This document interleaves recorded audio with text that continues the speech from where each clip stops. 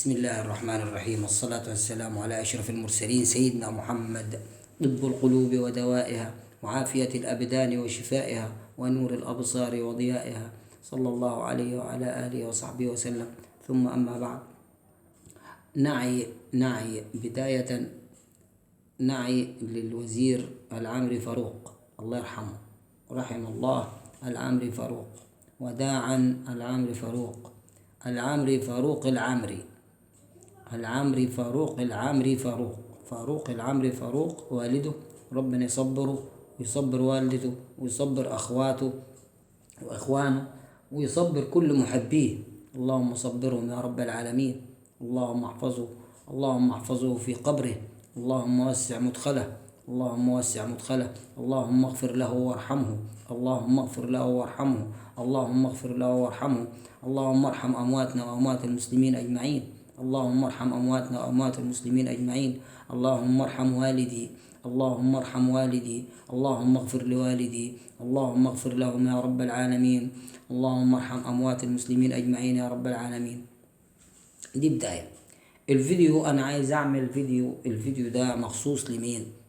لاتحاد الكورة واللي بيذبحوا عجل في كوت ديفوار. يقال إن هم ذبحوا عجل في كوت ديفوار بنية فك النحس. طب فك النحس إزاي؟ الله أعلم. أنت عارف حسن شحاتة كان بيذبح لله، فأنت لما تكون يعني نيتك خالصة لوجه الله مستحيل ربنا ما يتقبلش منك. لكن أنت نيتك عشان النحس، ونيتك عشان الفقر، ونيتك عشان مش عارف إيه، الكلام ده كلام فاضي، كلام ما ينفعش. المفروض إن كل حاجة لوجه الله، أنت بتتبرع بها لوجه الله. ويقال إن العجل في البلد دي رخيص أصلا، فأنت ما عملتش يعني حاجة كبيرة، بس كويس لو أنت نيتك صادقة، لو أنت نيتك صافية. أهم حاجة النية. وبعدين في حاجة يعني فك النحس، وفين النحس اللي عندك ده؟ أنت محظوظ، حظك عالي. يعني أنت النهاردة بتصعد تاني المجموعة ب3 نقط. وهل يحدث إنه موزمبيق تتعادل مع غانا بعد ما كانت غانا غالبة 2-0، وفي الوقت بدل الضائع من الشوط الثاني يجيبوا جونين ويتعادلوا 2-2 عشان انت تصعد تاني المجموعة وتقابل أضعف فريق في دور ال16. أنا بالنسبة لي النهاردة أضعف فريق في دور ال16 اللي هو فريق الكونغو الديمقراطية، وبالنسبة لنا برضو صعب. هو الفكرة مش فك الحظ ولا فك النحس ولا الكلام الفاضي ده. الفكرة إنه أنت أصلا مدير فني عندك مش مسؤول. يعني مش هو ما بيعرفش، لا هو مش مسؤول. ليه؟ لأنه بيفرض عليه، وباين إنه بيفرض عليه.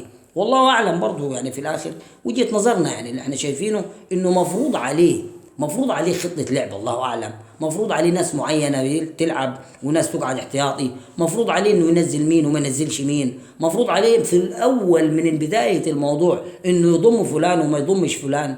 فهي الفكرة كلها في الموضوع ده. هو جاي ياكل عيش، رزق، فلوس، ورزقه حلال عليك يا عم فيتوريا بصراحة ربنا ما يعني في الودي كان نوعا ما مقنع، لكن في الرسمي اتكشف 2-2 و2-2 يعني 3 مباريات 6 أهداف تخش فيك. أيوة أنت جبت 6 أهداف، ما أنا معاك، بس إزاي يخش فيك 6 أهداف؟ بس في حاجة هنا، إنه محمد الشناوي برضو كان مستواه مهزوز، الصراحة تتقال. محمد الشناوي كان مستواه مهزوز، والدفاع نفسه مستواه مهزوز. يعني النهارده محمد عبد المنعم مش هو ده مستواه خالص، وحجازي مش هو ده مستواه خالص. ما تفهمش فيه ايه. خط الدفاع مش تمام. فهو نشوف الكونغو الديمقراطية، وعندي إحساس إن احنا هنعدي الكونغو الديمقراطية بإذن الله إن شاء الله.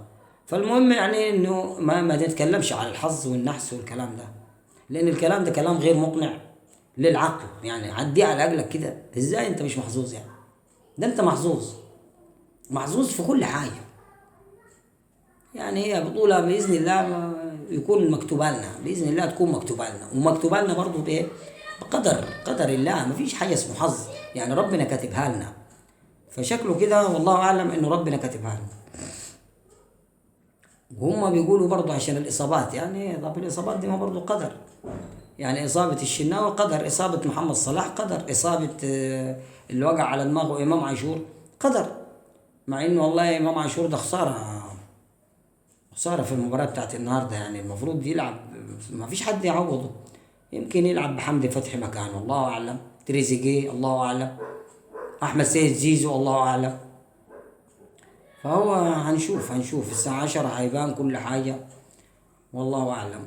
النادي الاهلي طبعا لسه بيتدرب في الامارات، وخسر مباراة 2-1 وتعادل مباراة 1-1 وضيع ضربتين جزاء في المباراة الأولى في الضربة، وفي المباراة الثانية ضربة جزاء.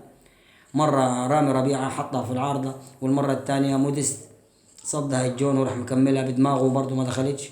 فهي كويس، معسكر مفيد للنادي الأهلي بشرط انه يلعب حد في الصغيرين. يعني واحد زي معتز محمد ده والله العظيم يسند الدفاع 100 يعني، حتى بدل محمود متولي. ويقال ان محمود متولي عارضينه للبيع، يعني خلاص مش هيكمل، ولا هو ولا كريم ندفد ولا احمد عبد القادر ولا اسمه صلاح محسن.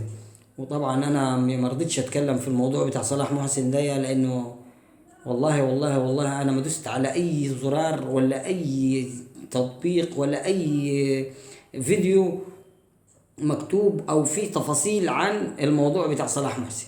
اي فيديو ابص عليه من بره كده تفاصيل ما فيش، ما بخشش، ما اسرار بيوت.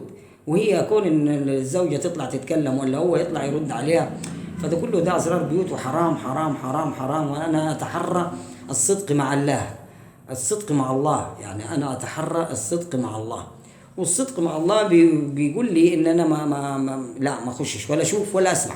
اتعرفت بس الموضوع نفسه اتعرف وخلاص، انا عرفت الموضوع وخلاص. فصلاح محسن حتى ما فيش نادي عايز ياخده دلوقتي. في الاول كان ممكن يشتروه، دلوقتي مش راضيين يشتروه. يعني سبحان الله يعني. فهم اربعه دلوقتي خارج دماغ خالص مارسيل كولر، ولا صلاح محسن ولا احمد عبد القادر. دول الاثنين السلام اللي خلاص موضوعهم انتهى. وكريم ندفد ومحمود متولي طبعا اصاباتهم كثيره، وشكلهم كده مش هينفعوا تاني مع النادي الاهلي وهيتباعوا.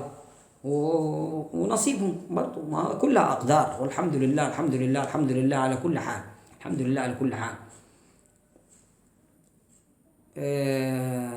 ما فيش حاجه تانية بتهيألي نتكلم فيها غير الموضوعين دول. يعني ان شاء الله ان شاء الله نتمنى فوز المنتخب المصري على الكونغو الديمقراطية، ونتأهل للقاء إحدى الغينيتين، يا إما غينيا الاستوائية يا إما غينيا بس.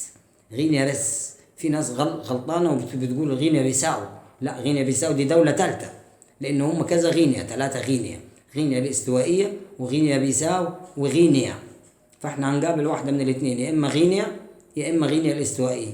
لو بإذن الله يعني، طبعا لو تفتح عمل الشيطان، أعوذ بالله من الشيطان الرجيم، إذا يعني تخطينا النهاردة مباراة الكونغو الديمقراطية، وطبعا مباراة صعبة صعبة صعبة، وربنا يرحمنا.